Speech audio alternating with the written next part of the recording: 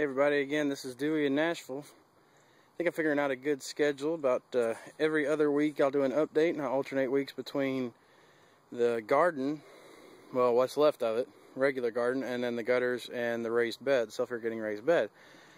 So you'll see an update every 2 weeks, and so I'll do a quick update here before I have to head to work on the garden, regular garden, if I don't get hit by the squirrels throwing hickory nuts at me.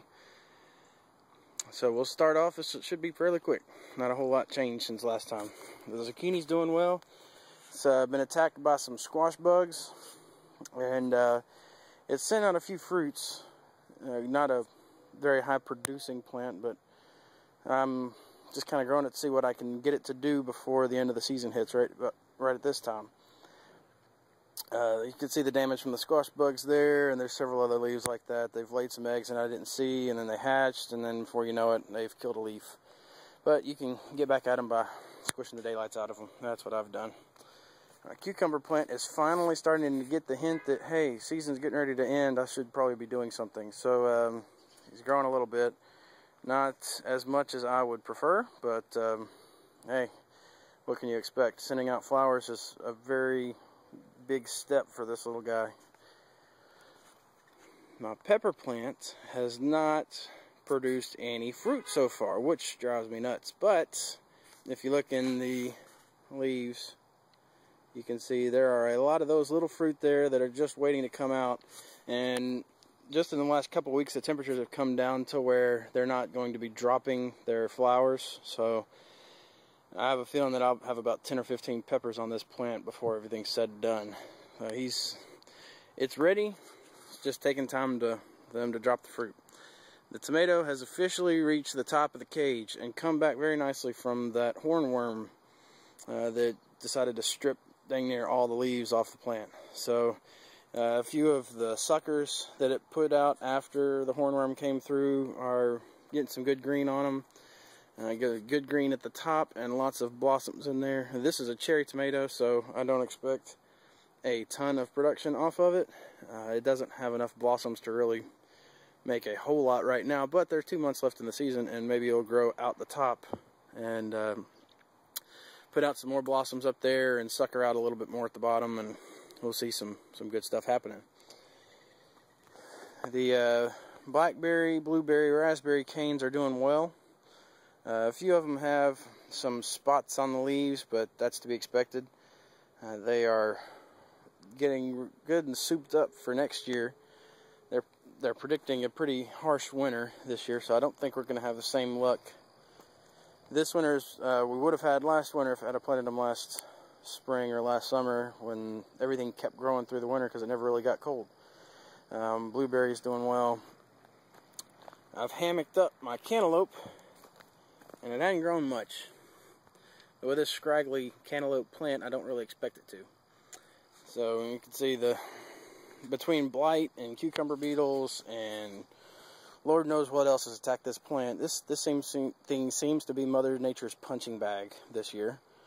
So it's not doing a whole lot, as you can tell. The strawberries, on the other hand, doing real well. And I'm still capturing some of the runners off of them, because I'm going to have probably about 60 strawberry plants next year in some raised beds. My potatoes are doing well. The branches have stopped growing. The stalks have stopped growing on top, or at least slowed down. And so I'm thinking that means it's putting more of its energy into the underground stuff, the tubers and the roots, which would be perfect because I'm hoping that in the next month or two, these things will be ready to harvest, and I'll have me some potatoes. By the way, I'm probably going to have a lot of potatoes anyways because I've started a big potato experiment on one of my gutter systems. You can check some of my other videos for that. The beans have run their course. I've got a few of them that should be that have gone to seed, have dried out, so I'll probably save some of those seeds for bush beans next year, assuming that they're viable. They seem like they would be, so that way I don't have to buy any bush beans because I'm only going to plant a few of those next year. This little pepper plant is actually putting out fruit. It's dropping a whole lot of leaves though. I don't know if that's heat, if that's bug, if that's blight. So we'll see if I actually get a fruit off of this. This one's one of the yellow bell peppers, sweet bells. So we'll see. I got more strawberry plants from when I had a strawberry emergency. Some of them have survived, some of them haven't. I planted them deeper than the stem, which they say you're not supposed to do, and so I think I killed them that way. But a couple of them, that one's coming back. It died off and then started sending up green stuff again. Same thing with that one. But some of them, it's just too late for them, which is fine, because with all the runners, the healthy ones are sending off. I'll be able to replace those in no time. I got capturing a few runners off of these, and I got a big plant over here that's just running out of space, it seems like. See, the other blueberry plant there, another blackberry plant there. I'm going to be taking some cuttings of those and planting them probably in the next month. I'm going to try so that I can plant this side of the fence, that side of the fence over there. And my backyard, as usual, looks like a mess, so I apologize that it's not movie set pretty. This raspberry plant is not doing nearly as well as that raspberry plant over there. And get it to focus. There we go. I think it's because this one only gets about 4 or 5 hours of sunlight in the morning. I didn't think about where I was planting it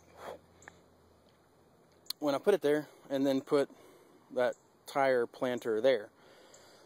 So once this thing gets good and tall, it's starting to grow quite a bit, but once it gets good and tall, it'll grow above that planter, and then won't have any more issues with a growth stunt. Cucumber on its last leg, which is kind of weird, because you see on this end it's dying, really dying, but then it's sending out fruit. So it's like, are you dying or are you not dying, kind of thing. Don't really expect a whole lot out of this. Should probably pull it up just so it's not a disease incubator, but I'll let it be for now. The Husky Cherry Red Tomato, as usual, not doing very well. Hasn't been doing very well all year, ever since it got that big. I think it got root bound in that topsy-turvy. So I won't be planting tomatoes in the topsy-turvies anymore. I mean, some of the new stuff it sends up, let me see if I can get a good shot of it, actually looks kind of healthy. I haven't watered it. I haven't really been taking care of it ever since it started dying, or started coming to the end of its life cycle. So I should have topped it when it got to about 4 or 5 feet tall and let it bush out, but I didn't, and unfortunately it paid the price. So it's still got some fruit in there from when it was really producing, and I've kind of let the birds eat those.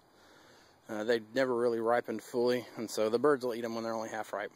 So here's the tomato plant that kind of got destroyed in some storms that came through last week. That branch broke, and so I did my best to try and strap it up so that it would keep growing. And it didn't die, it just broke and fell over.